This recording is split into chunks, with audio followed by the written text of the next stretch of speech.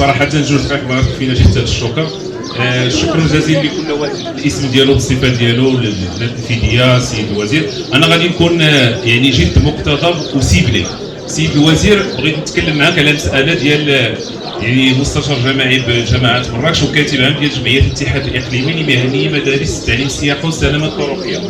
واش في بالك السيد الوزير بانه مدينه مراكش اللي كتعتبر مدينه عالميه سياحيه ما كتوفرش على حلبه نموذجيه، في حين انه قبل سنتين او 3 سنوات زاكورا كانت عندها حلبه نموذجيه. رقم واحد.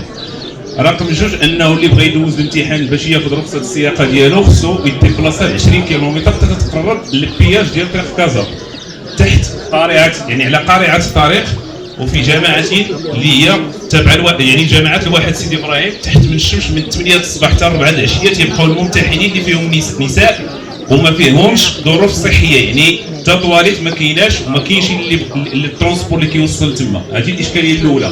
سيد الوزير، الاشكال الثاني اللي كاين هو واش خبرك بانه في مدينه مراكش 60% كلهم فومونيتور، يعني هذه اشكاليه.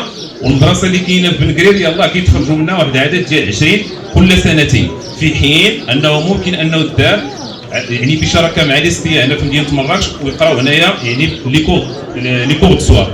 كذلك السيد الوزير، واش خبرك بانه الاشكاليه اللي كاينه ديال حجز المواعيد انها الا تسجلتي اليوم شهرين عاد عندك الحق تاخذ موعد، والسيستم النظام المعلوماتي اللي كاين دائما كيتبلوكا وتيسقطوا يعني الوليدات في الكود ديالهم وخصك تعاود الدوسي من جديد، في حين انه كاينه امكانيه على غير الدول الاوروبيه انه خصك تفصل السيد الوزير ما بين الكود وما بين البراتيك، يعني الا نجح الانسان في الكود في البراتيك ما كافيش. نتمنوا السيد الوزير تبدا غير قول وفعل.